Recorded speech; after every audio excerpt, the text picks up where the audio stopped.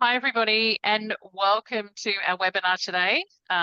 We are lucky enough to again be joined by one of our industry experts from Enghouse International, Peter Fadab, Solutions Engineer at Enghouse Interactive.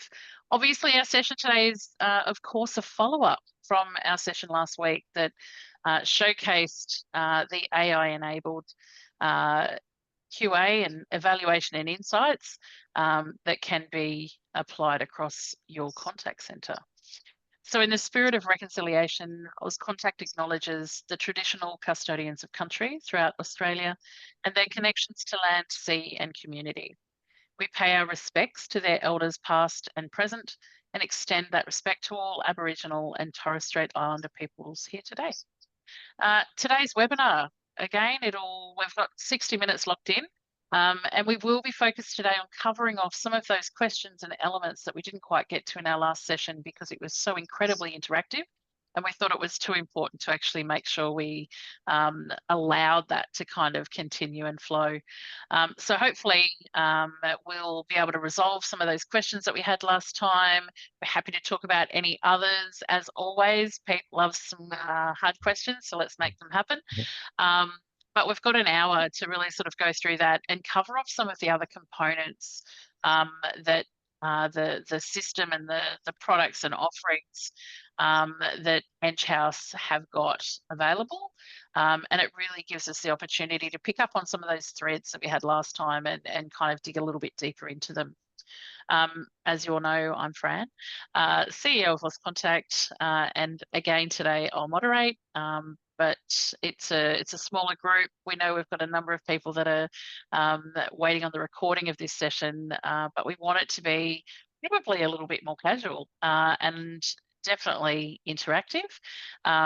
So again, usual story, if you've got any comments or chat, let's get them going nice and early, get them into the Q&A or the chat feature.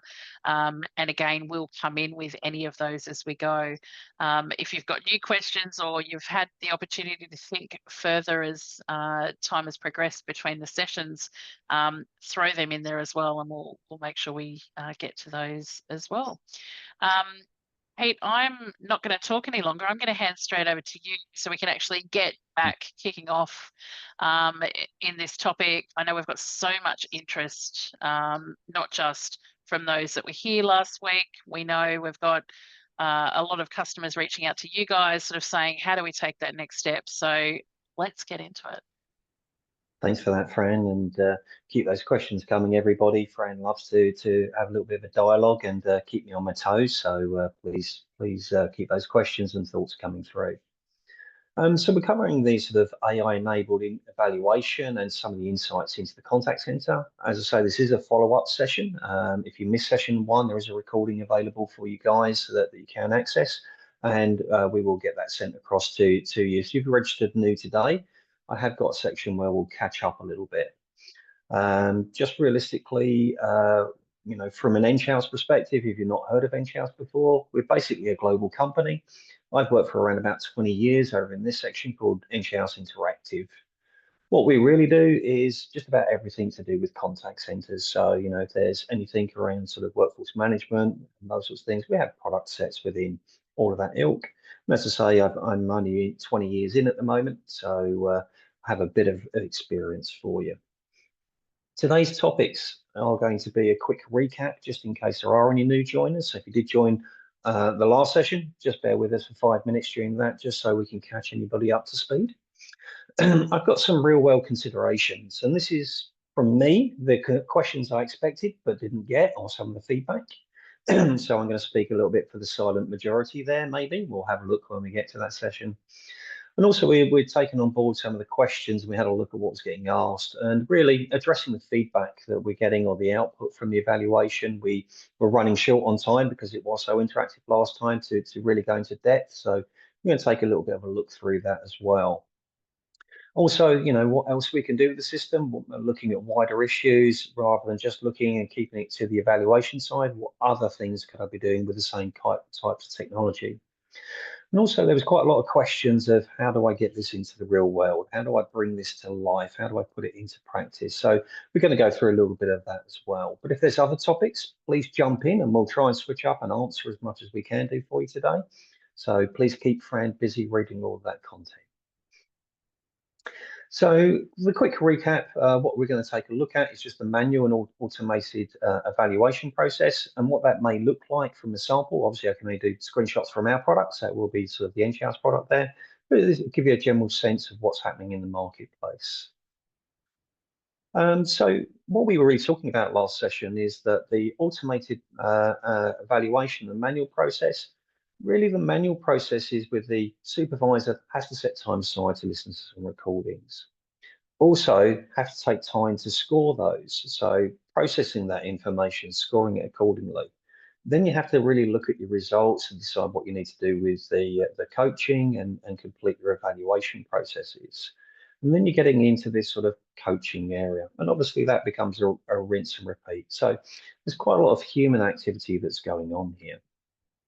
What we're really talking about is automating part of that process at the moment, and the future may come for it to get a little bit more smarter. So what we're looking at the moment is for the AI to review all of your calls, emails, and web chats and doing that continuously. Basically, it's going to do the scoring for you. So it'll look at the content of that conversation and try and fill in the scorecard for you. And then basically it's going to bring forward those results to you, which really is going to remove all of this hard graft that you're doing here in gathering the information.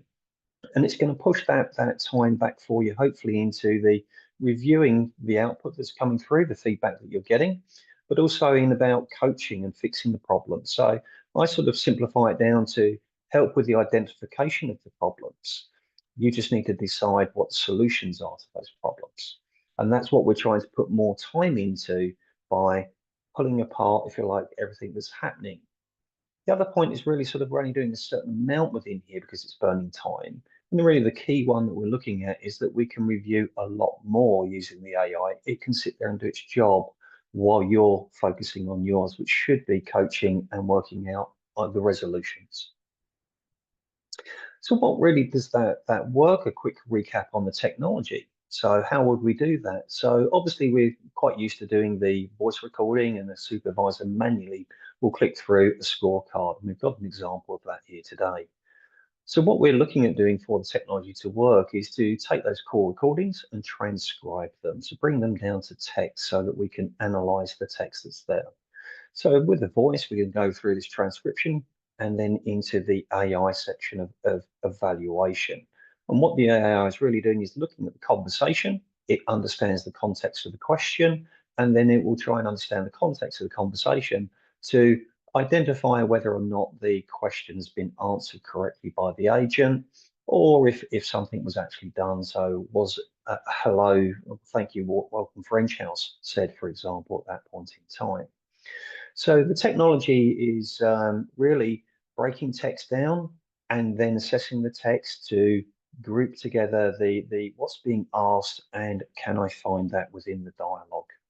Now, obviously, we'd need to do transcription for the voice calls going through a contact center, but happily enough, emails and web chats are already in text format, so they really jump past that transcription. There's no need to transcribe. They can be evaluated straight away. So it will be omni-channel, and you can take feedback from all of the text-based channels, whether it's SMS, social media, for example, emails and web chats are the more common ones. So hopefully that gets everyone caught up to speed of what we're looking at today. And we can start moving through to some real world considerations. Why aren't contact centers doing more evaluation? What's the fears within there? What are the elephants in the room?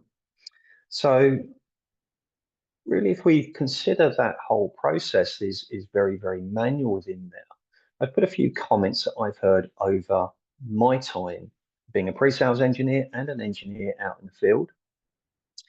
We don't normally evaluate calls on a Monday as the weekend's backlog can be negative. So to get a fair balance when you're taking the sample, sometimes people say, well, that period's not the best period for me to be doing that. So sometimes To make our lives a little bit easier and keep the feedback a little bit more what we would consider balanced, we're staying away from certain areas that are there. We're not shining a light into that. Sometimes we're suppressing a bit that information because we're trying to find the balance to do the best with what the time we've got. We've also got customers saying things like we only cover a few basic questions in our review because they don't have time to do more. So they're really sort of focused and limited in those key areas that they can look at. And they're not really expanding that into the questions that they really want to ask. They want to do more, but they just find they don't have the time to do that and dig that little level deeper that's within them. Do you have some feedback as well from customers saying about the negative feedback reflects on our team and it's not our agent's fault? The issues are out of our control. So obviously, you know, when you start scorecarding, depending on what you're measuring, sometimes if you're measuring for that, was it a positive or negative call within in the system there? Sometimes that negative feedback is nothing that the agent could have changed. It's nothing your processes could have changed. And I did give an example of this in the last webinar around sort of if you keep phoning through to perhaps a sales part of the business about ordering a new product or bringing, you know, getting a delivery arranged, if things are out of stock, it's nothing that the agent can change. It's only feedback that you can put into the business. So sometimes, you know, motivating those agents in taking away those negative conversations where they're outside of their control, getting some ammunition to take back into the business to make changes that improve that dialogue happening. So your agents can still be, you know, very good customer service, follow the processes that they're, but have the right answers where things are around, for example. One of the most common things that we're dealing with, and this is the primary issue that we put into the last segment, is I don't have time to deal with all of the issues. I'm trying to run the call center. So again, it's that reinforcement that the time is really that QA is as minimal as it can be because there's so much else that you need to deal with in the business.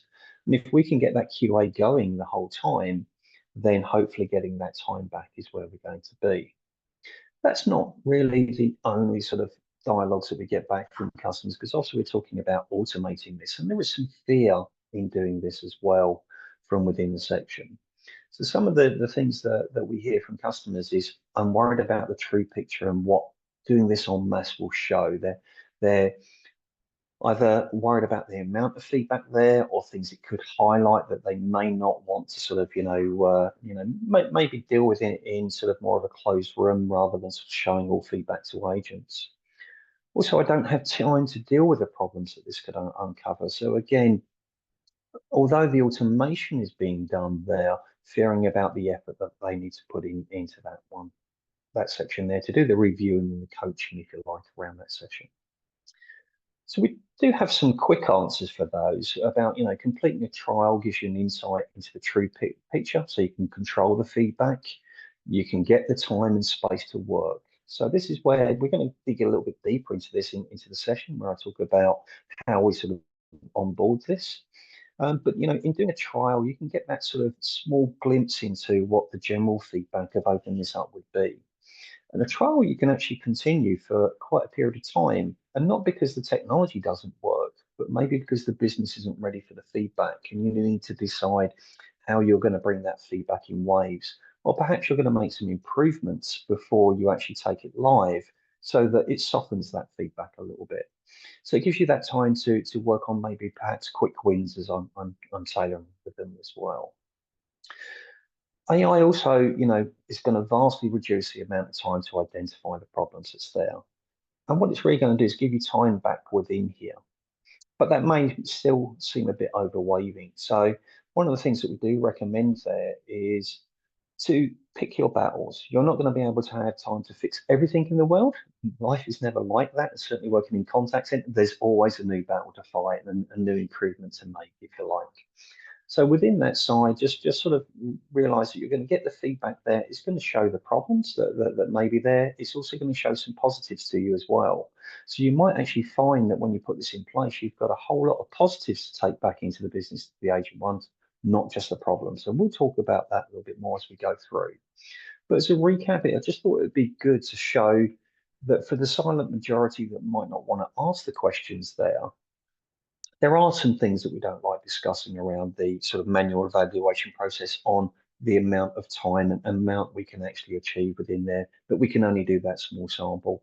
But also, it's okay in having fears about what this might uncover as well, or how much of that information is going to be productive to you as well. It's all normal. I have these conversations. They're more one-to-one, and I know it's a lot harder for bringing this forward in a group session. So I thought I'd bring it forward for you, just so if you're feeling like this, it's completely normal. We have these dialogues all the time. Don't worry about talking about these sorts of things to us. It's all bread and butter to us. I'm going to move on to answering a few more of the questions that were addressed, and sort of addressing the evaluation output is really the key one that we got from the last session.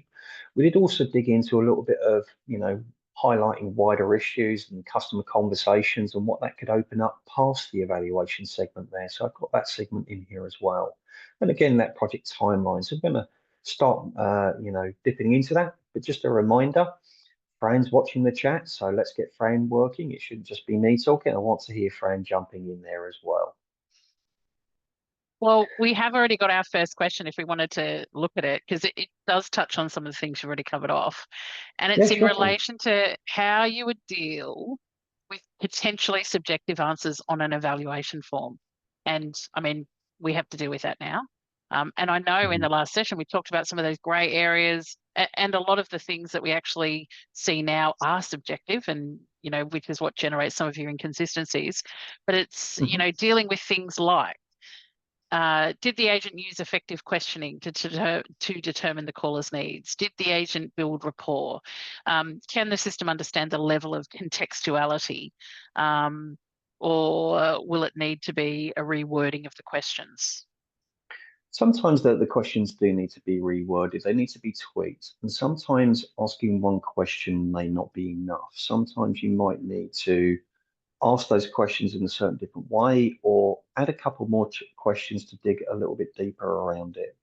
So, for example, if you ask the AI, did the agent ask enough questions, then the AI can understand what a question is and will be able to say, was there enough questions there? And, by the AI's terminology, that might be asking more than one. What are we looking for here? Did we ask 5 questions that are there?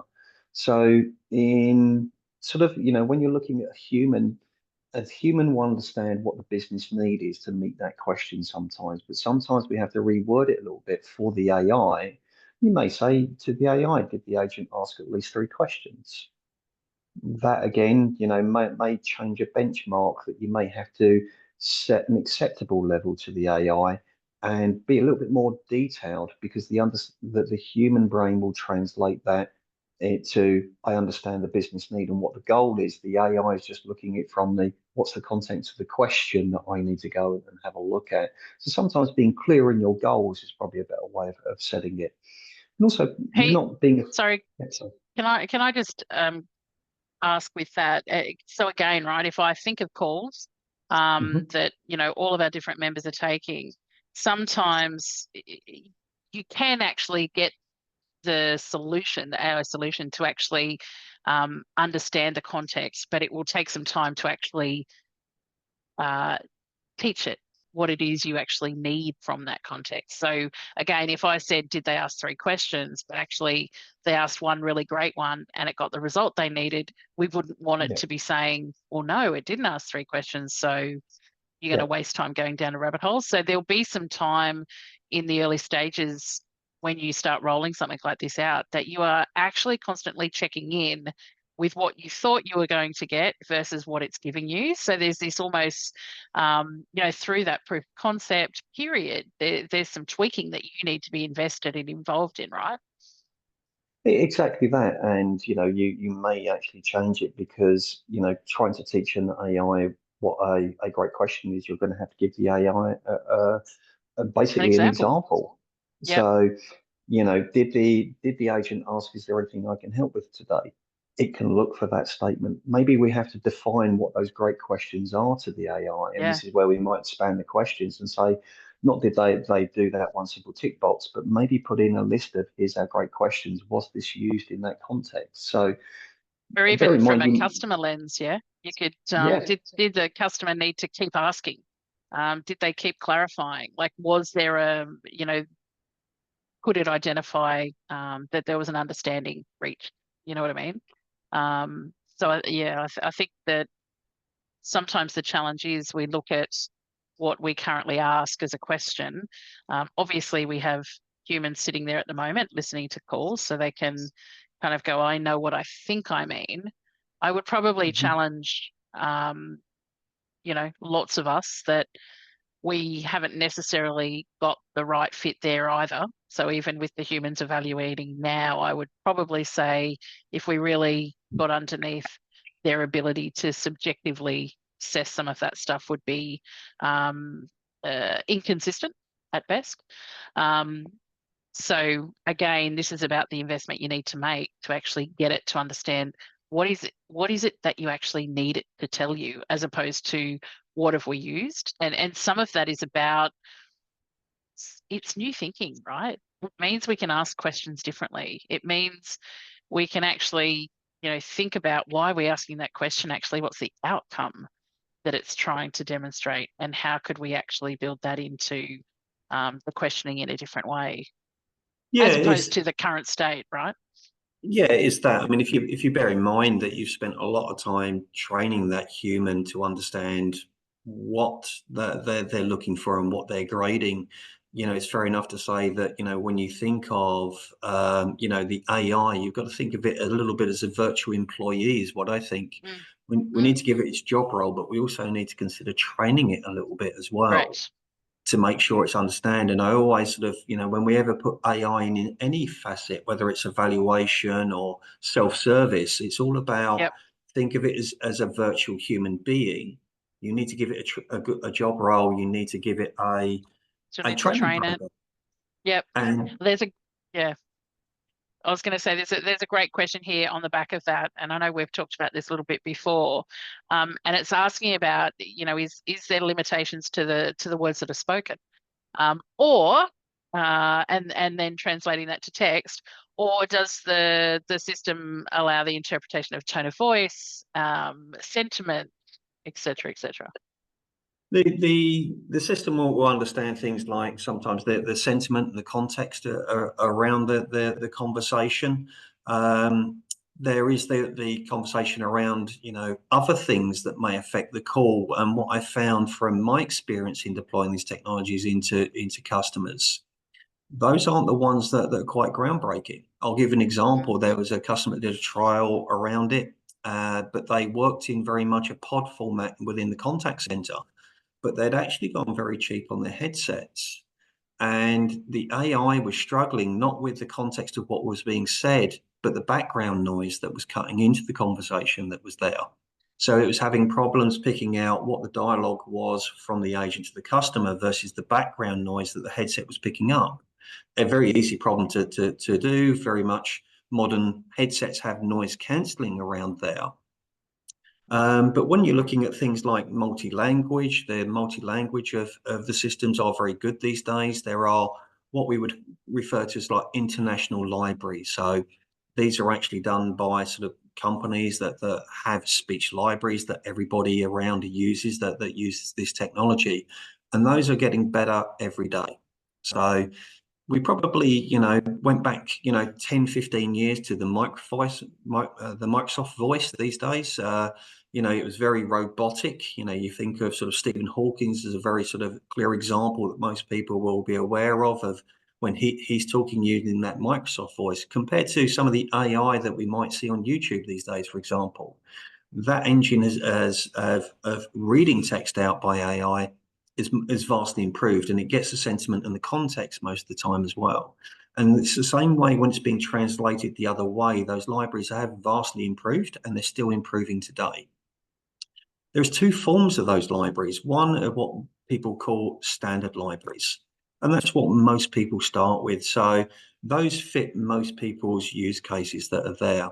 But sometimes you might need to train that AI in different speech and different words. And this is where you can have, if you like, a base set of standard libraries, but use a overlapping service where you can add your own dictionary, if you like, is the best way to describe it, to those libraries that says, these are other things that are being spoken within my environment. We have found that most customers are quite happy with the standard libraries, but we've also found that there may be the need to train it when we've done our own testing and for particular customers, but they're the smaller percentage. The standard libraries tend to fit most of the customers out that way, but the trainable libraries may be a consideration. And the main consideration around them is there is a little bit extra cost when you're using them, and also that you have to spend that additional effort to add in on top your speech, your wording that you want to get that right result out of it. But this is, again, I don't think anyone really should be running around and saying AI can do 100% of things perfectly. It would be an invalid statement to make. I don't know a human that can do 100% of things perfectly. And what we need to do when we go through this process is sometimes find out what is the AI going to be very good at, but there may be things that perhaps we still need to leave to the human, because the human is the best computer brain you're ever going to find. We're way more advanced than any of the technology that's around today. And it's okay to do that. It's better to have I'm doing 80% by AI well, but going to do 20% still by a little bit of manual check. If that's what best fits the environment, what we're looking for is what's giving the best result with the least effort for the humans. Does that make sense, everybody? Yeah, no, that definitely does. But Kimberly's given another example here. Can the AI differentiate an agent saying welcome to the, Auscontact Association in a friendly, upbeat, welcoming, professional kind of manner versus an agent saying welcome to Auscontact? And I can't do it because I just can't, Kimberly, be the cranky person who doesn't say that very well. But can they differentiate between someone actually creating an engaged interaction in that greeting versus flat, monotone? You can hear the frustration. We all know what it sounds like, right? The one that sounds happy to have taken the call versus the one that actually wants you to hang up before you even get talking. Yes. Can it differentiate that? Yes, the AI can differentiate that, but I'm probably using the wrong term to say the AI. So I'm just going to jump up a couple of slides. Forgive me, everybody, for moving through them. That type of thing is lost at the AI level because this is where it's processing the text. That type of information actually happens at the transcription level. Yeah. So when things are transcribed, yes, we're breaking that speech down to text that's there. There are other things that you can look at in there. So you can look at what we would refer to as emotionality or sentiment. So you can get a scoring from sort of, both the agent side and the customer side around emotionality. It's there. So that would be, am I disengaged? Am I being very haphazard how I'm saying things, or am I being very upbeat and I'm saying, welcome to Auscontact, for example, or welcome to Auscontact. Those differentiators can be made. It's a slightly different use case than what we're looking around here for the evaluation. And the transcription does put that point out. Those sorts of ones are about sort of breaking apart that segment of the call in that specific case there, and then saying up contact. So I would say the evaluation, you can say, is the customer, being greeted correctly at the moment? The level of information coming out of the transcription really gives you an emotionality score over the whole call currently, rather than parts for it. Not that it's not extractable, because we have done this with customers. It's more because the type of libraries that you're using, they're just a little bit more expensive. So if you want to get to that level, yes, it is existing in the world, but it's not typically the standard process at the moment to identify down to the level of the part of the conversation. Not impossible, it's happening, and we have done that with customers. But the standard offering is more the emotionality of the whole conversation to find that balance of, I'll give you an example. Let's say a customer's conversation was very negative to start off with, but the agent gave the right answers and turned the customer into a positive one. So what we're really trying to feed back at the moment in the emotionality is, what was the overall balance of that conversation?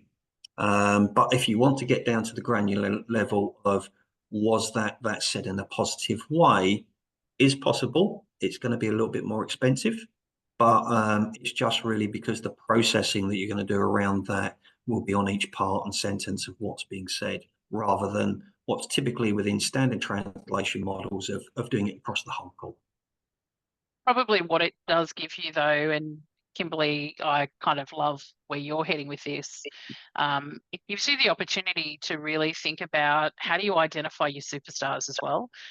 If you think about controlling a call from end to end and the different stages within a call, you will have different people within your organization who excel at different parts. You might have someone who's incredibly good with deep questioning and you know, you can utilize that person to really rethink how you're training others, how you're showcasing excellence, et cetera, versus someone who, you know, overall might get an engaged rating, but in fact, there's huge opportunity within that interaction. When we spoke about this last week and the opportunity to build into tailored training solutions and coaching and really, you know, enrich feedback, I think this would just be a different and an additional dimension to it for those that, you know, had the capacity and the scale that's worth doing. But I think it's a great question, Kimberly, and one that obviously the solution can actually deliver. It's just about how you'd actually, whether you've got the you know the structure and appetite to do it for all of it. But as you say, it can do it, which I think is a great opportunity for, you know, sort of down the track, really thinking about what do we really use the intel that we get from this stuff for, and how well can it actually shape how we improve as an organization and get better outcomes. Yeah, I mean, most customers today, Fran, are looking at was the agent positively engaged? Might be a question that's getting asked. And this is where I'm saying it will be over the whole call, not a particular, if you like, part of it, segment around it. As I say, you know, that level of detail can be, you know, it's about what was the balance is really what I'm saying across that call. That's where most people are at with keeping the cost down and also, you know, but still getting some good value, right? Because you're still getting that understanding of who on balance, as you say, and connecting that to then the intel that talks about the outcomes achieved as well, right? Yeah, and from my many years of being within the business, when I've listened to those conversations, if they start off in that negative way, they continue in that negative way, and you find that the balance does actually come out. I haven't had many customers that have sort of asked to go to that extra level. We have had a couple, but they were very highbrow, you know, sales organization where you pay for that type of service. So they were very intrigued by that data. So, you know, if you're dealing with people and transacting millions of dollars, that's the side of type of service that they focused in on. But I haven't had that requirement from the average sort of, you know, business out there. Yeah. Oh, cool. Thanks, Kimberly. Yes, Kimberly, keep them coming. I like those topics. So we're just going to get into sort of addressing the evaluation output. And I sort of put the GIF in here just because sometimes customers describe standing on the beach in the big wave crashing in, how they feel if they turn this on, the feedback is going to be overwhelming. And you know, what we want to sort of hit on a little bit today is taking things at your pace and how that's going to look. So giving a use case, really, you know, when we're doing the manual, you're probably looking at a statement coming from customers saying, we perform 5 evaluations per month. And at the end of every month, we focus and produce the report to focus training and adjustment. So be getting their questions and probably a rating back, whether that's across the team, an individual agent, the typical sort of, you know, the questions asked and what was the feedback that we were getting. The thing is, and the bad things about that is that's being, you know, currently result, you know, on a small sample, those results are being based on that very small segment that you're doing. Is it really giving that true picture? And it may be not. We need to really assess everything to really understand whether you're getting that correct feedback.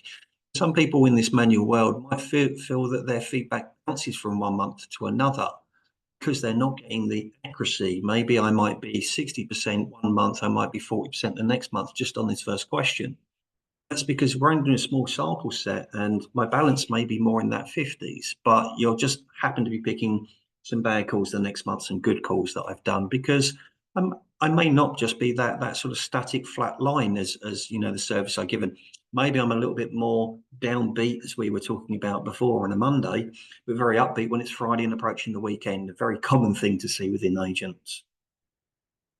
It's also, you know, the reason why that people aren't doing this is really the effort that they need to do. That's really saying that I can only focus on this on a monthly basis. We've all been around in contact centers for years. I think if I was to talk to anybody about, you know, the number of calls in queue, time to answer, and those type of statistics we'd see in reporting, if I only said we could only do that once a month, I think I'd be hanged by every contact center manager that's on the call today, and probably all those that may watch the video. So, you know, that speed has become acceptable within there around that QA process, and that's something that we're looking to change. That feedback should be coming at a greater rate. Your ability to countermand and put in effective training, look at the results of that, really shouldn't be a month-on-month thing, and that's what we're trying to hit home as well, is about bringing this more into a ability to react when you have the time. So if we look at the output from an automated report, I'm going to call it out. This is exactly the same report. It is exactly the same report. Is the data the same that's there? Results are going to be based on a huge sample of activity. So rather than just 5, we can evaluate everything. You may not want to, but we can evaluate everything. So this can be feedback on every agent's conversation, should you wish it to be so. That's really going to increase the accuracy of the information. It's not actually going to take me any effort to gather this information. The AI is always on, and it's always doing its job of grading those calls. My effort is to click run a report at this point in time, and then assess the feedback. But having that running all the time, it's not actually costing me any effort to increase this up to 100% rather than just that 5 calls a month that's there. The information is in real time. I can look at this at any time and see how we've done this week. It's not costing me a lot of time just to glance at that information to get that feedback. The information that we might get fed back may change a little bit because of its accuracy. I might find out that we do a lot better on balance than before. I might also find some key areas where we do a little bit worse. At least I get the true picture of what's going on. With the sampling that you're getting some key insights, and that's what we've been working with for years because of the limitations around technology. But now the technology's there, really we should be looking at that sort of true picture of what's coming in. We're not really changing what we're asking at this stage, even though that we could keep the same scorecards. What we're going to get is an accuracy around it, more real-time information, because I don't have to wait for somebody to be available to do those 5 QAs for me. I just turn around and glance at the report. So having this readily available is really what we're talking about here. We shouldn't be getting overloaded too much. Yes, there's lots and lots of great things that you can do with the AI, but even if we're just getting that feedback on tap and a more accurate, it has its gains at that point in time. So don't feel that you're going to get overwhelmed when you start to move through this. Yes, there's things you can move to that may take a bit more attention or may take a little bit more thinking about that's there, but just even turning it on for a small segment now to find out what the balance of true and false is around what you've been doing for maybe many years, and see that happens from that vast amount of feedback that you're getting versus the smaller samples. Any questions around that one, Fran?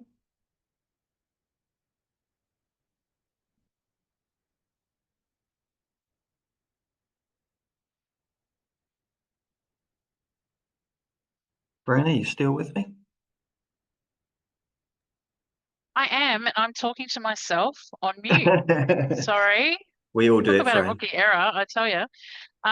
So Kimberly again Just a question in relation to the reports that you've just gone through. Obviously, you called out that they're actually the same report, right? Exactly. So the question was, is it a real example of a systems report? So what are the basis for some of the evaluation points? For example, what's the system looking for to score the agent on being prepared and ready to take the call? Yeah, As so that top one there, yeah. they're prepared and ready to take the call. The AI would understand that there was no long delays, if you like, before they said hello. There was no customer saying, you know, are you there type one. Obviously, you know, I could ask a question there around sort of, you know, were they focused on opening the call? So how long did it take me to get to the thank you for calling Auscontact, for example, within there? The introduced themselves is valid. The agent knows that I need to do an introduction to say thank you for calling. It's Pete, you know, you're speaking to Pete Fidard. How can I help you? The other things that we might change a little bit here is things like the knowledge with a bridge. So I asked to transfer them. Knowledge and bridge is something that is more in the sense of a human to understand that, but the AI thinks a bridge is a bridge and may not be thinking about the, you know, did I ask if it was okay to transfer? This would be a question I would actually change and say, did the agent ask permission before they transferred? Or did they ask it was okay before being transferred? This is one that I would actually reword. So in reality, I'm just using the same report just to get the context that you could ask the same type.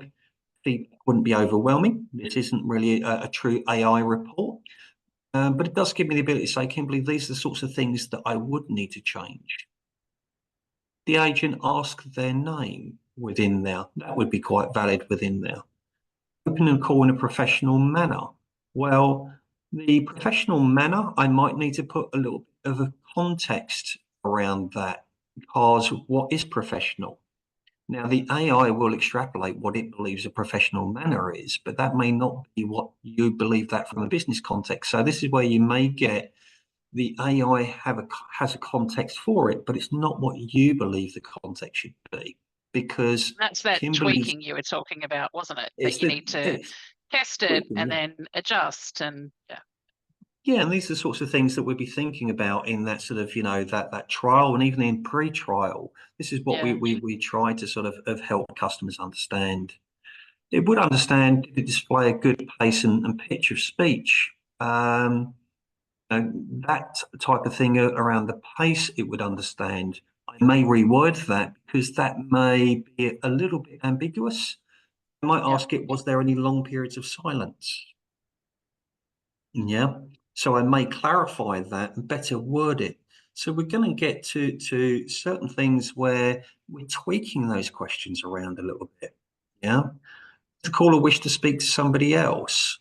So the caller asking to speak to someone else, can I speak to someone else? Well, that's quite an exact content. It would understand, can I be transferred to somebody else as well? So it would understand, because AI is not looking at individual words. It's looking at sentences and also the sentence before, the sentence after, the paragraph, if you like, to understand what the context are. Because for many years, the systems have been capable of dropping things down, voice down to text. They've also been very good at looking at keywords. What's been improved in the sort of transcription in the AI is looking at the context around it. Again, it's still not going to be as good as a human brain. We're going to have to tweak it a little bit and train it to what do we actually intend by that question in some of those. The agent control the call. That's going to be a little bit ambiguous for them to understand what controlling the call means. You know, a human would interpret that of, did the agent offer suggestions? Did they maybe sort of, you know, steer them towards sort of policies and those sorts of things? So we might need to, you know, break this out to maybe 2 or 3 questions that are, what are those key control points you want the agent to be demonstrating there? So that's quite a good one to say, Yeah, the control of the call isn't really a meaning thing, even to me as a human. It might mean something to you within your business sense, but if I was to look at that not knowing your business, I wouldn't even know what that's measuring. The human doing the scorecarding does because you've trained them to. But we might need to break that down for the AI to make it simple to say, in more of a question format, did the agent undertake this? Did they undertake that? What are those key things of control that you're looking for? And this is where I'm saying we might break it out to a few more questions to have those good practices actually described to the AI so it can look for them. Does that make sense, Fran? Yeah, no, that's good. Thank you. Yeah. So although I'm trying to sort of say that the output isn't going to be overwhelming, I'm more taking it from the perspective from 5 calls to doing thousands of calls potentially within there. We're going to get the same type of feedback. We are going to have to fiddle with those questions a little bit because of the AI, but you shouldn't still be overwhelmed by the feedback that you're getting. You're still going to get that traditional output where you're going to be able to see that. But I'm just going to throw that last sentence out the window when I say traditional output that's there, because we'll come on to the next slide that's here. Is we're very used to seeing our contact center reports. If I don't see the word dashboard and real-time information in any tender as far as contact center reporting, this is really, you know, what we're looking to produce more real-time feedback. So we're not having to wait that monthly at a glance type dashboards. It's not even having to go and run a report. What we're looking at is transitioning the output into, from a reporting perspective, to a real-time dashboard. So you have that, it's always been happening in the background. At a glance, I can check base with where we're at. Has that training that we did at the beginning of the week, is it taken any impact? They got a little bit sort of off track and we're going back down again? You'll be able to monitor that at a glance. So rather than me having to segment out that half a day a month, maybe to look at that feedback and understand we have an impact or we did for those couple of days and then it fell off the radar, I can put that sort of training plan into place, but I can monitor how effective over the next couple of days with the minimum amount of effort. I just need to have the information at my fingertips. And this is where we'll be moving away more from that sort of reporting. It will still always be there, but just like you do for your normal contact center reports, using it in with the dashboards. We could even, if we want to, start performing alerts within there. So performance-based alerts can be configured. So, you know, I might have a trigger threshold to say if any metric drops below a certain, you know, maybe that's 50, 60%, whatever you're determining, that perhaps I get an email at that point in time, or the screen starts flashing like traditional wallboards. I only want to start being told that we're picking up problems in real time. You're not used to doing that in your evaluation reports that are there. So looking at information, because we were doing such a small sample before, we weren't really be able to spot trends or hotspot periods. Is that Monday as negative as what we thought it was? We've been staying away from it for years. Actually, is that the truth? Having that type of trend reporting in there is going to enable you to get a general sense of the flow, get a general sense of what the real picture is when you introduce your training, being able to keep an eye on that feedback. Is it having the feedback that you expected within there? Like any change, we need to monitor it. So again, real world dashboards are something to think about. And this is something that we also cover off during sort of, you know, the pre-sales and the trial section there. And we'll come on to that in the next section as well. But thinking about how do you want this new information displayed for you? It's not going to be a lot of effort to put it together. We have sample dashboards that people can use. It's about tweaking it to what do you want to know and how should it look and feel to you. I've never managed to produce a report that every contact center would ever be happy with. There's all of those things you can bring in. So this is an example of a Power BI dashboard, which is, you know, quite common for people to have. So maybe you're going to mix this up with your other sort of inbound and outbound sort of contact center statistics around, you know, service levels and those types of things. You can now start blending in, well, what's that evaluation feedback coming in? It's coming in just as real time as that reporting information that you're using your other dashboards for. we need to find a home for this information to make sure that feedback becomes at a glance as well. And this is one of the things that people are very focused on. You know, the what can AI do, which is a very valid point. But one of the things that the AI can actually do is to bring that next generation of reporting to you that really changes the amount of effort that you're putting in to generate that feedback, but also the amount of effort that you're doing in checking if problems exist. Is my training program effective? It will just surface that information instantaneously for you because it's always running in the background. It's just that tuning, getting it right to start with, and we'll come on to some of that in the next section as well.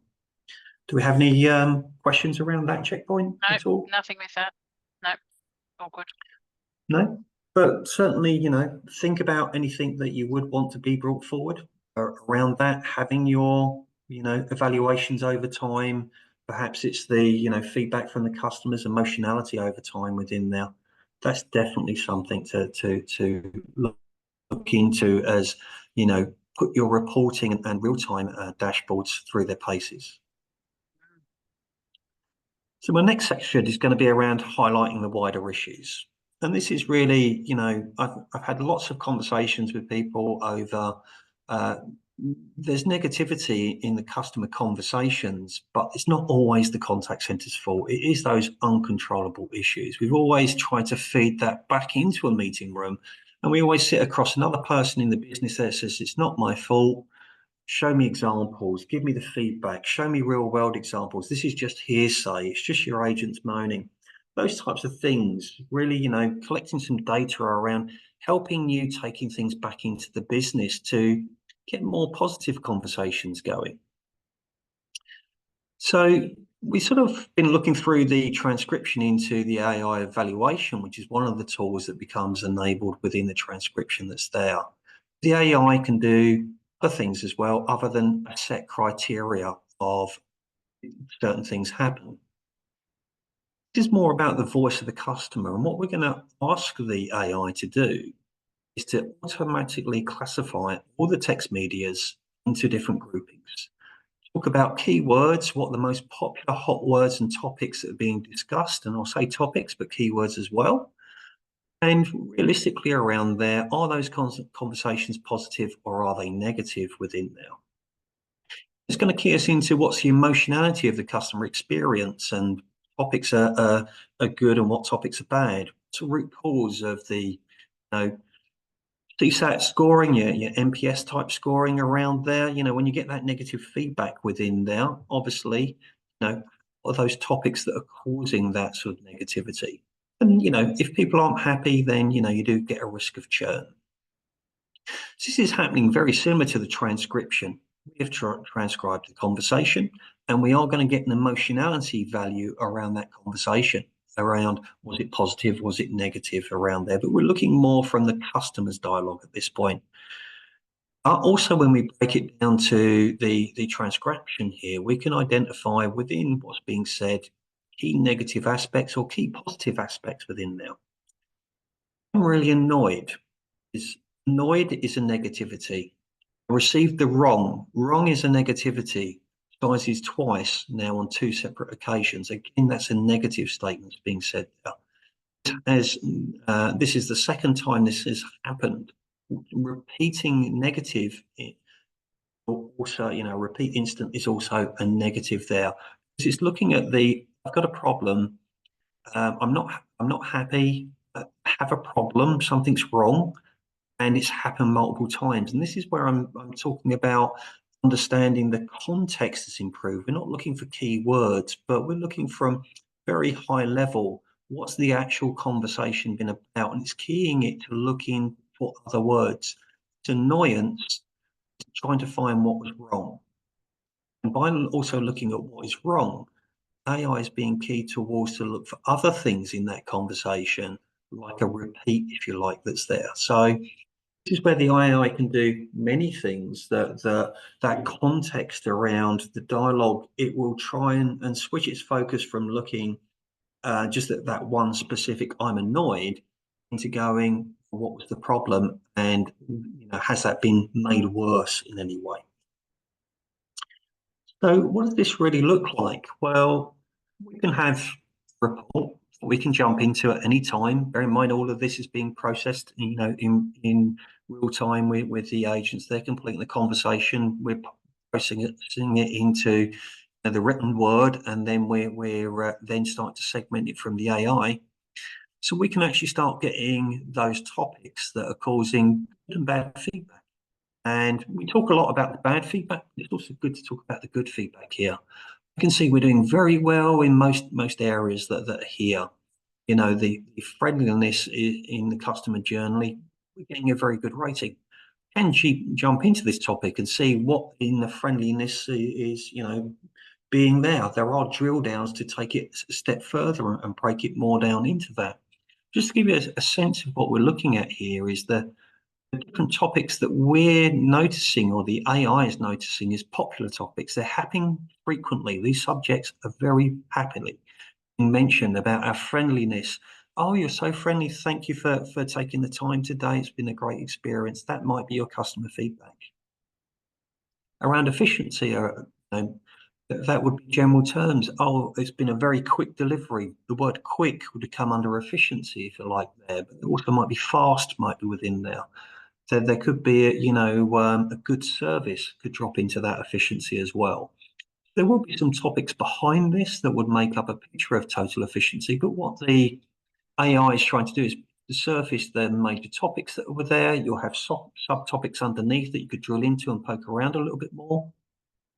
In general, it's about bringing forward, not so much measuring the agent, what are the conversations that are happening?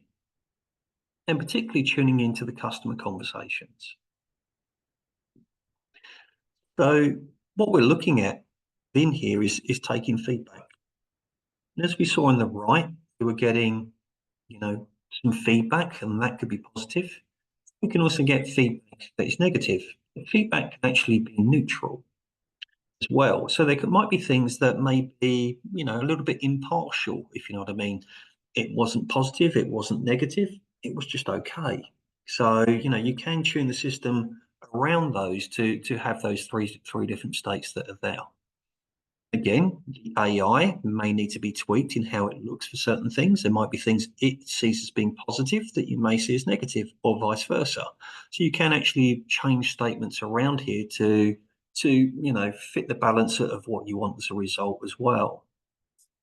But if we have a look at the feedback that I can take into the business, if I'm working within sales within the company, it's some real positive around our large selection of products within here, that we have a very wide range of them, which is fantastic. So I can take and say, hey guys, people are really, really positive around the amount of sections of the number of products that we've got, different ranges that we've got. We'll love it that we're offering choice.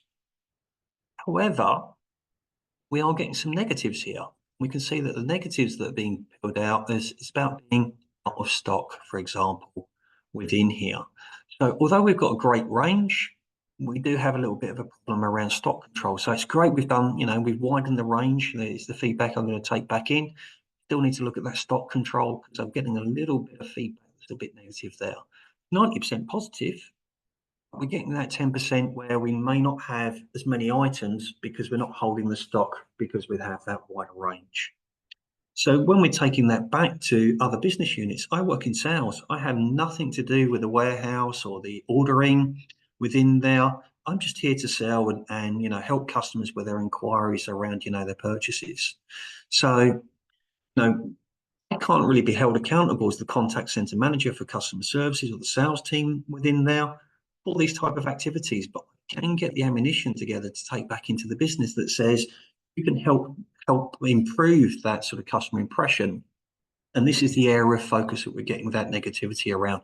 Here's what people are actually saying here.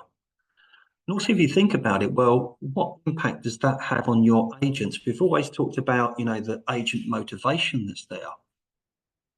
If I can be the best agent in the world, I can do everything you say about opening the call well and helping the customer and going to the extent of doing my job perfectly within there. I may get the best sort of evaluation feedback scores within the company. I can be quite depressed that the customers that I keep having to ask always have problems. Whereas if I'm having more positive interactions with customers there, it's going to affect my well-being and motivation. Yeah. So being able to have more positive contact from customers by fixing those challenges why customers are coming through to us, it's actually going to improve your agent's well-being and motivation, because they're always having those positive. We like to, have that interaction with somebody that isn't moaning. They're phoning up, they're happy, they just need a little bit of advice, a little bit more of a, confirmation around things, but generally there isn't a negative within there. So I think positive dialogues are around a lot, is going to actually help within the contact center as well, and improve agent retention, agent well-being, agent motivation.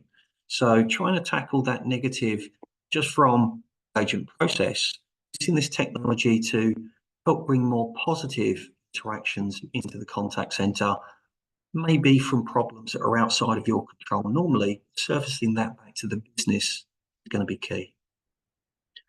Any feedback on that at all, Fran, that you want to throw in? No, there's nothing on the chat, but I think it's a really good point. One of the biggest challenges that certainly a lot of contact centers have is, the reality is they don't generate their own calls for 99% of the work that they do, right? Yeah. They are produced or generated from other parts of the business. So actually having more intelligence that actually supports and influences other areas to actually get on board with driving down calls. I can't tell you how many contact centers are given their own targets to drive down calls. And I'm like, well, that's all good and well, but unless you've got the cooperation of people that are actually generating those calls, or the design of the system that generates those calls, you need to have some of that evidence to actually support it. So I think this is fantastic as another component of that evidence that helps you have the right seat and the right conversation at the table. And this is exactly it. And I've had customers that have seen feedback in here that they've actually started to add more questions into their evaluation, because they've realised that it doesn't really cost to add another question to the AI. It may not even be feedback that they're ever going to put anywhere near an agent, because it doesn't relate to the agent. But they want to keep an eye on it within that dashboard to see, is the business fixing that problem? So this is again where we're very focused on totally that opportunity, right? Yeah. Because the evaluations are heavily on the customer dialogue, or particularly the agent performance here. But that's not where we have to stop with this. This is where we can add questions into our evaluation around, well, are the customers actually saying certain things because they're part of the dialogue? Do I want to monitor that from an evaluation purpose? Is a certain key things being discussed within there that are outside of our control that I'm not measuring as part of that agent performance? So, we're doing the holistic view here, but you can change that very quickly to a targeted view there to get some very targeted feedback that you're not going to show to the agents. Evaluation needs to start to be looking at more agent-related processes and practices, to using it more as a more holistic tool to gather feedback on the business as a whole as well. Yeah, and I think you've just really highlighted such an opportunity. Our challenge is, as humans, right, where we all know the process we're looking at now, that this can, really in a clever way replace for us or enhance, right? It's the potential and it's the possibility of the what else could we use this for, with zero resource investment apart from designing and thinking strategically about what can it tell us. But suddenly you've got this power pack of opportunity for the stuff that we haven't thought of yet, right? And this is where, for me, the excitement comes, because, as you rightly put it, we currently don't assess half that stuff because, number one, it's time critical. Number two, the focus for QA or the focus for the review, more often than not, is the compliance program that we have, depending on the industry and the organisation. The feedback to our frontline agents, the compliance check that says they're doing things well or not, and that we then address it. So for the most part, is that very internal driven value. But what this suddenly opens up, and the things you've just highlighted, mean that people can be very creative and innovative about what else can the voice of both the interaction itself tell us, but equally the content and the richness that could support is just, for me, that's the mind-boggling stuff. That's the opportunity. And this is where sort of, we have to get past that hurdle with getting the AI to do what people want it to do today, which is the sort of, take the time out of that base evaluation. But the conversation doesn't really stop there. AI is already capable of injecting more in. It's just understanding we need to do this at pace with you to say, let's get the basic hurdle of the evaluations rolling. Let's get you through that feedback that's there. But there's still more that we can do. So let's have another chat in 3 or 4 months once you're through those first hurdles, and start digging into new things that have risen, or now you've had time to think about sort of your practices and that. What else can we start monitoring for you? What else can we do in that feedback world? Yeah, love it. Yeah. Oh, exciting stuff, guys. Not a problem at all. Just going to move on to the next section then is how do we turn all this on? A lot of people do struggle with how we can actually sort of bring this into practice and bring it into life. So the first place to start is really a procurement cycle. And normally that's a high level demonstration. We show you a few things, we review the concepts, the application, the reporting, and get to some high level budgets are established. And really, we've had to change from Enghouse's perspective around how we do this, because quite a lot of people, when you start talking about AI, although I can show you what it does, we're still going to get Fran. I'm going to use you. Sorry, Fran, for picking on you today. But Fran's going to say, but will that work for what I'm trying to measure? It's hard to picture those outcomes and processes with your particular processes. Your customer dialogues and scenarios and concepts are very, very diverse in what people are monitoring them. And although we can try and show a sense of this, what we're finding more and more, Enghouse as a self, we have to change how we've done that cycle a little bit. So what we sort of introduced is more of a follow-up information gathering session. Yes, we'll do the high-level demonstration for you. We can prove some concepts, but it does leave people with is it really going to work for me? What we've done with some of the customers is to get them to provision a few sample valuation forms. Give us a couple of your score sheets that are there. Going to provide us with historic recordings, maybe not the customer dialogues that are there, but because sending people's data around is a bit sensitive these days with GDPR and everything else. What we've got them to do is to maybe perhaps do a couple of recordings between an agent and the supervisor on a typical call, for example, do 4 or 5 calls around that type of one. Or, just give us a written conversation scripts of what you believe some sample dialogues would be. And our guys will do the recordings for you. Depends on how much time that you want to do. But in giving us your forms and your conversations, some typical ones, what we can do at a very high level is to do a tailor-made demo session that's there, where you seeing it doing what you want it to do when it gets turned on. And obviously, you maybe have 1,000 different scorecards that you're doing. We don't really, we're probably looking not to do every one of those. But if you give us a couple, if you like, and those sample recordings, what we can do is give you a sense of whether it's worth looking at the next steps within here. We can certainly highlight back to you things that you might be doing where we're going to have to retreat those questions or go a little bit more deeper. So the sales cycle's turned into a little bit more around a sort of, show it a little bit more emotion before we sort of introduce a trial that's there to get to the steps that it's ticking those basic boxes where you're confident that it's worth having a good crack at a trial within there. So we do look at sort of some of the results. We talk about sort of the real-time reporting, because that in real time is going to change things for you around there to get you some juices thinking about, when I do the trial, what do I want to see? What do I need?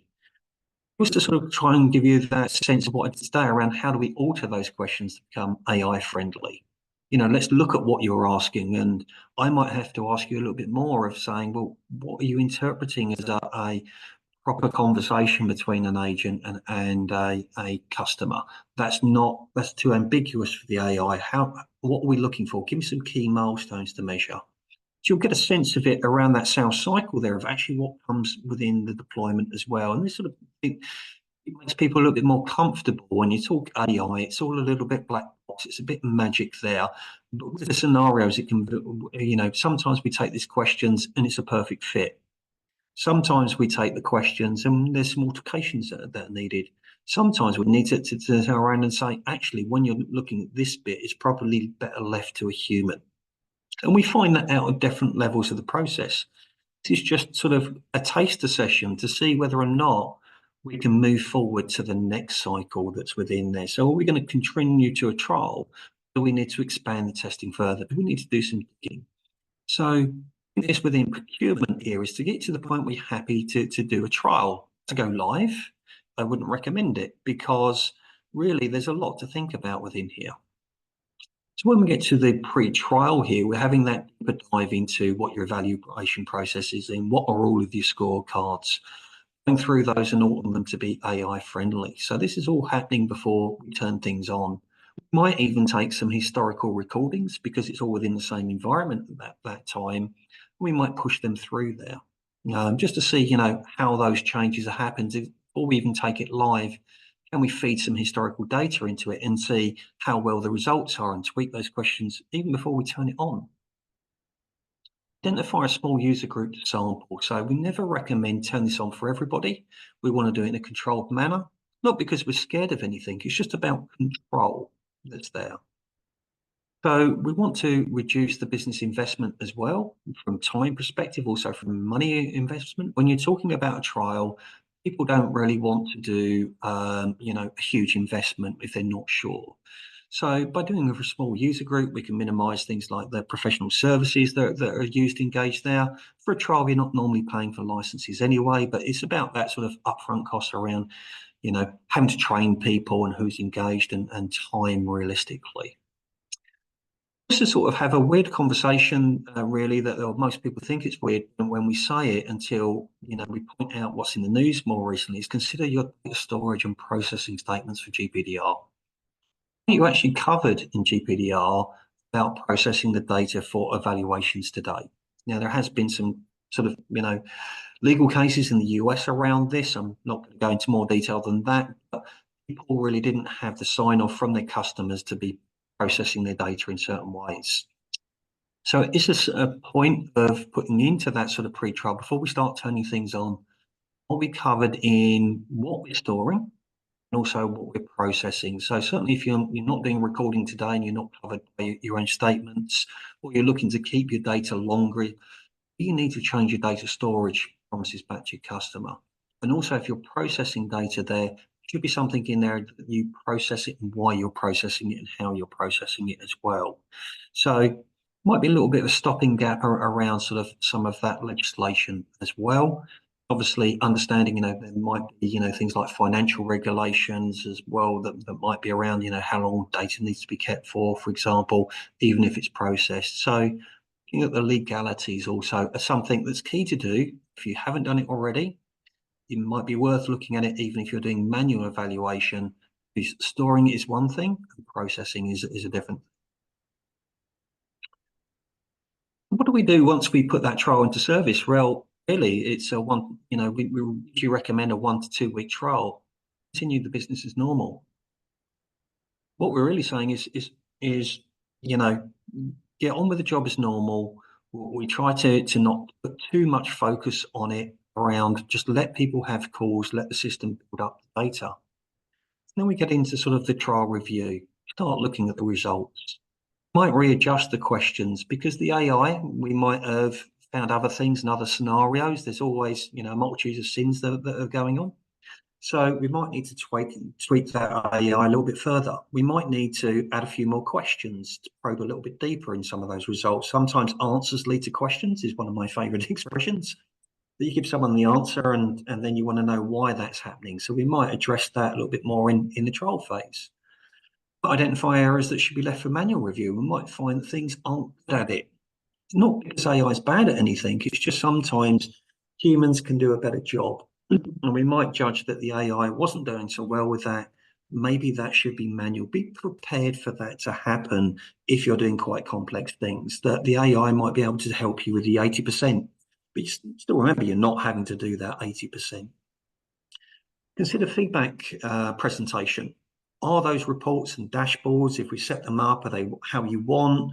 Do they need tweaking? You know, is there any changes that we want on those variations?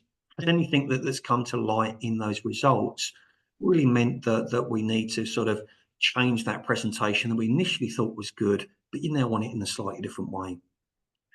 Also, we need to reflect on the training and processes.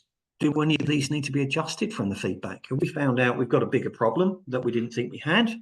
Or, you know, are we finding out that there's a process that we actually have that actually isn't happening very well? Do we need to tweak that at all before we go live? Because one of the things about controlling this feedback and that big wave coming crashing down on you is your trial was the time to get ready before you have that avalanche of the feedback being from everybody. Obviously, people are interested in the trial from, and I mean, the managers above the higher powers, if you like.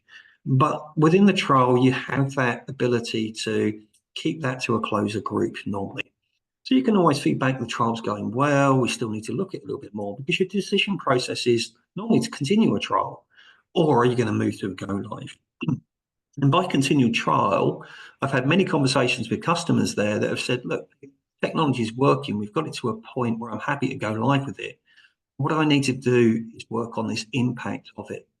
We're going, well, okay, let's just say we're continuing the trial. Then we start moving into more of a go live segment.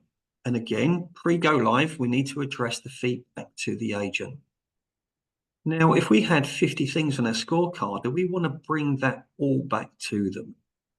Why don't we just pick 5 things that are what we've seen in the trial are 5 hot topics, and that's what we're going to address to the agent.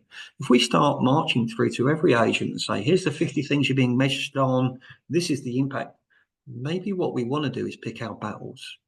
Maybe what we want to do is say, okay, these are the hot topics that we're going to focus on the next 2 weeks. The trial highlight a few things. We're just going to address those 5 things with the agent, not all 50 that we're measuring. Supervisors are going to be looking at that and looking at all 50, but we don't want that shock and awe with the actual agents. They may be used to it a little bit from manual evaluations, but we may pick some topics there to battle with and control over time, not hide completely, but control over time how much we release to them and how much we're subjecting them to. So again, that's a good consideration to have. Ensuring training plans are in place for your key issues. Again, it's another stop check just to think about that. If you know that there's problems from the trial, make sure you have the material to cover that. Consider, implement any processing changes and be prepared to feed back to the high level. See, if you do uncover something in there that isn't going to be kind to the business, make sure that you've got a way of managing that upwards. You know, my boss always tells me that my job is to manage the information that goes back to him. So, break it to them gently, think about how that messaging is going to go, think about, if there has been something picked up in the trial, we're aware of this issue, but these are the corrections we're going to do. So, managing information within this stage is always quite a good key thing to think about. When we go live, we're just going to continue business as normal, same as we did do within the trial. Let it gather the information. Then we're going to have some feedback. So this is, again, where I keep saying about putting in these checkpoints to have a review. So just as you would do, your monthly feedback, we're suggesting, you do this weekly, bi-weekly, perhaps. Have a review back. Is there anything new that's come to light in opening it up to the masses? Is there any areas around training that's picked up? Is there anything that's picked up in weird scenarios that the AI is struggling with? We've got more people that do different things. So that maybe those 5 that we had for the trial were actually, some of our best agents. Now we've unleashed it and there's a few other things coming up around there. And, we need to reevaluate anything we didn't see within that trial period. Obviously, we're going to continue to do that. We're going to go around this go live cycle and feedback until everybody's comfortable there around the feedback pace that's being given out and those sorts of things. But we're going to get to a stage where things get to more of a norm, if you like, within now. And once you've sort of completed that doing as you do today sort of type of evaluation that's there, this is when we get into the futures that we were just discussing, considering new metrics, looking at the voice of the customer. We've won a lot of our battles and have our information feedback going on there. Hopefully that's helped to do a vast improvement. If we've still got more time, should we be looking for other things? Should we be turning our attention to maybe help fighting those battles in the other areas of the business that's there? So hopefully that sort of, gets to a point where you can take this at a pace. You have the checkpoints in place in the way that we're trying to structure it to handle the feedback, to assess the feedback, to look at your plans, to be better prepared, to switch it on at the pace that you can handle within the business. Any feedback around that, Fran? No, I think it's all, really clear and gives some really nice context for people who are thinking, where do I start and what does that process look like? So, yeah, I think it's really good intel. Yeah, it's quite a lot. If you are worried about it, but also if you're trying to rush into this as well, it might highlight. There's some stock checks of going. Maybe I should get prepped up a little bit more around doing that trial to get prepared before I take it in. Switching it on fully, I don't believe is the best method because you're unprepared. And I think doing that, dipping your toe in the water. And it may show nothing, and you may be good just to turn it all on, but it may give you that sense check to say, actually, there might be a few things I want to think about before I turn it on fully. Oh, absolutely. And if you think about the environment, this is new technology. We all know what it takes to actually roll out changed processes, new systems, new technology, etc., in the Exactly. contact center environment, right? It's big. Yeah. And you've got one chance to actually have a positive impact on your people. So Exactly. for me, those, opening up and having the trials, small control group, opening up for feedback, all of those sorts of things mean that when you do actually then turn it on, and look, if you're lucky enough to be able to say there were no, big ticket or big change elements that we needed to think about, turning it on then makes, you've got this whole control group that become your champion group for a start. So suddenly Yeah. you've got different people that are actually part of your change program.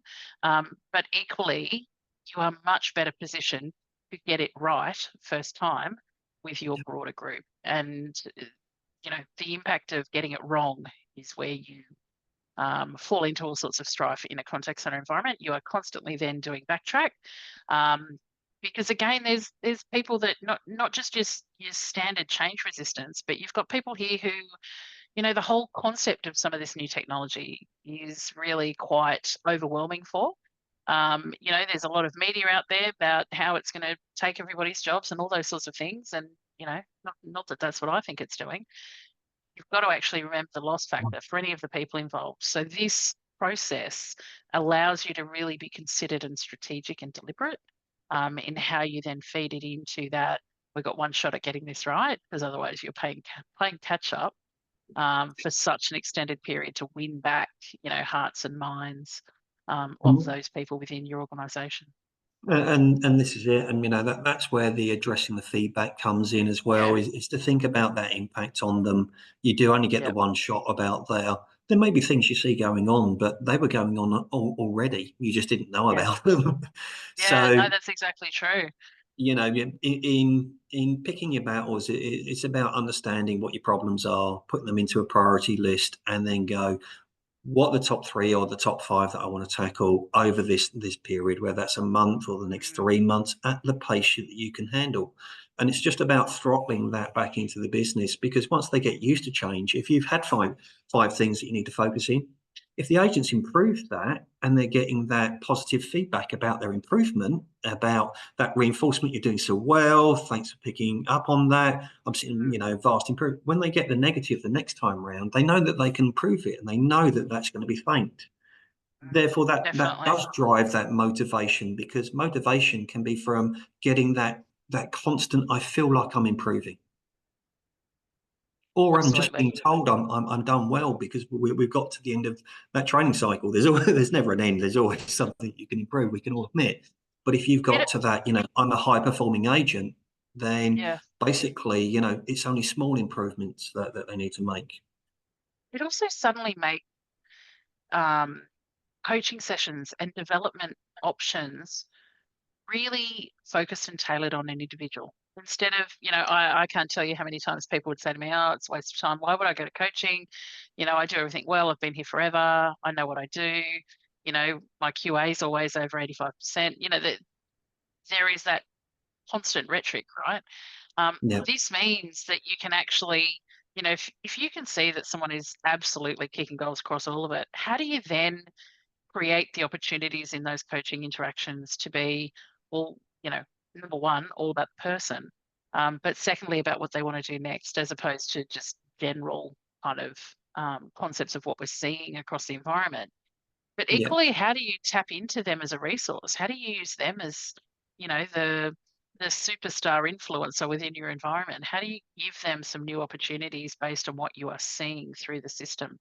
And it's evidence based as to why you're then giving people different opportunities. So I think it just opens up a world of opportunity as far as strengthening, developing, and that real growth mindset within your operation, which is so valuable. Well, what's actually involving in the background of this, Fran, is the next step. Well, obviously, this is automating the evaluation that's there.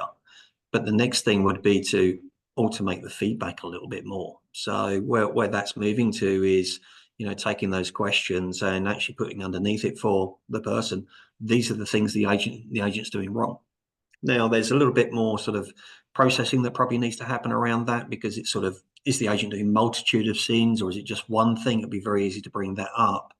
But also, if you understand the certain problems that could be for that question, you could then guide them to training resources, even to the Correct. point where some people were saying this could be a complete circle loop. And I've always been an advocate back into the business and product management, that's not the end goal, because the human feedback, somebody telling someone else they're doing well, is part of the motivation. It's part of the feedback process. And although giving the supervisor the tools to make their life easy and say, this isn't being done, these are the problems that are happening, these are the resources that you should be giving to the agent, makes that life easy. But that still needs to be a sort of a human to human contact. I think we can take the technology too far sometimes and just sort of pitch it as, oh, well, the agent will look at their own evaluations, they'll be given, you're not doing this, and you need to go and do this instead. And I find that very cold, and I don't think that would be very motivating. I think that would be actually a bad use of technology here. So I think I would AI agree. is never going to fully replace the humans in that sense. It can always be a help and a benefit. It can save us time. It can get us to the answers or the solutions quicker in some cases when we're moving it forward, to suggestive training material. But it can't replace the comfort of having that interaction with somebody, and the empathy you get if you're not very strong at something, but also the motivation you get from being told you're doing well or doing better. Absolutely. And it's interesting, Pete, I just, was talking to someone a few weeks ago, and they were telling me that even though their quality results are consistently meeting their targets, so, I do always cynically say I can make any number say anything. So, again, their numbers keep hitting their targets. However, their complaints are increasing. There's no sign of it across their environment. Again, it's because they're sampling such a minute sample, right? In the scheme of things, they're looking at such small numbers that it's not picking it up. They're passing the targets they have set, and yet they've got these other lead indicators that tell them there's something deeper they need to be addressing.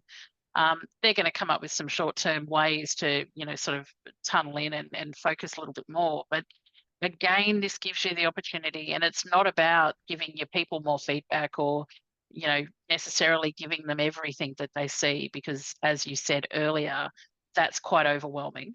Yeah. And there are ways business need to be very strategic about how they use the information that it gives them.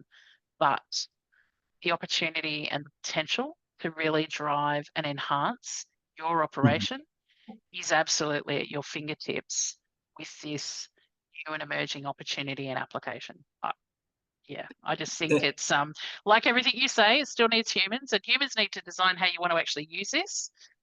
Humans need to be saying how can I strategically leverage growth, and I mean that from internal and external.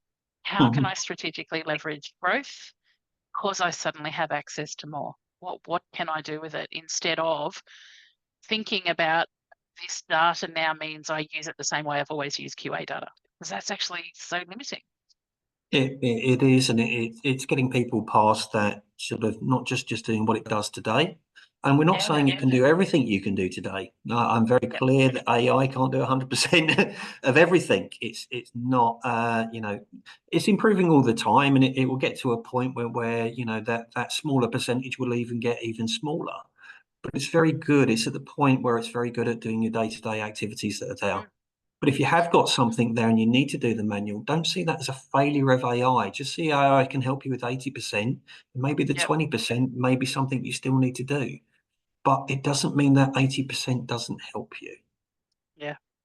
And also things like, the voice of the customer. I've sort of seen reporting go back up to sort of what we refer to as the C-level management, if you like, from the contact center, and saying, this is the evaluation results for our agents, and these results show that we're doing as asked, and those sorts of things. And then he sort of come back and said, well, how comes there's CSAT scores that don't reflect that? And, how comes I deal still with customer complaints? Not having that ammunition to sort of turn around and say, well, it's not the agent or the contact center. We're the troops in the front line here in the trenches. We're the face to the customer, but there's actually things going on within the business that are, affecting that customer's, emotionality towards us. There's only so much we can do to placate that. We can make them feel better, but we're not in control of creating the problem. And those are the types of things that normally the C-level management don't really understand until you bring something like that voice of the customer to the surface to say, actually, there is a lot of negativity here, but there's some processes on the other side of the business that we just need to deal with. And it's going to help you with those battles as well. And that's where taking it a little bit past that agent evaluation that helps you in your scenario, if you like, but using those tools to help you in other areas as well should be something you seriously consider. Yeah, totally agree. Okay. I think that's sort of the feedback that I had for today for you. Is there any other questions that need answering? No, and I am mindful that we have well and truly gone over time, but there are a few that have been able to stay on the line, and for others, it was important that we wrap this up and give them sort of the rest of that content, because it's going to be in a recording anyway. So thanks guys for sticking around, and yeah, to me, I think it is about being in a position to shift your thinking from current state to future state. This actually lets you get some of the benefits on the now, but equally, my advice would be, and the more I hear about, the more I hear people like you talking, Pete, I realise that, the only limit here is how we think about the application, as opposed to, don't think it just solves your current problems. It's probably what I'm saying in a really poor manner, but yeah, I think it's been a great session today, and certainly goes a long way to address the questions that were posed in that last session. So we'll have this recording as a second, like a follow-up resource from that first session. But yeah, it's been great chatting to you about that again today, and thank you everybody for coming along. And yeah, reach out if you've got more questions. I know that we'll actually send out not just the links to the recordings, but I think you've got some info that we can send out that's got your contact details and some other resources that people can tap into as they're continuing to explore the opportunities and the potential. So thanks, Pete, as always. Thanks, Fran, and thanks for everybody for their time today. Thanks for listening. Awesome. Thanks, guys. We'll talk soon. Cheers all. Take care.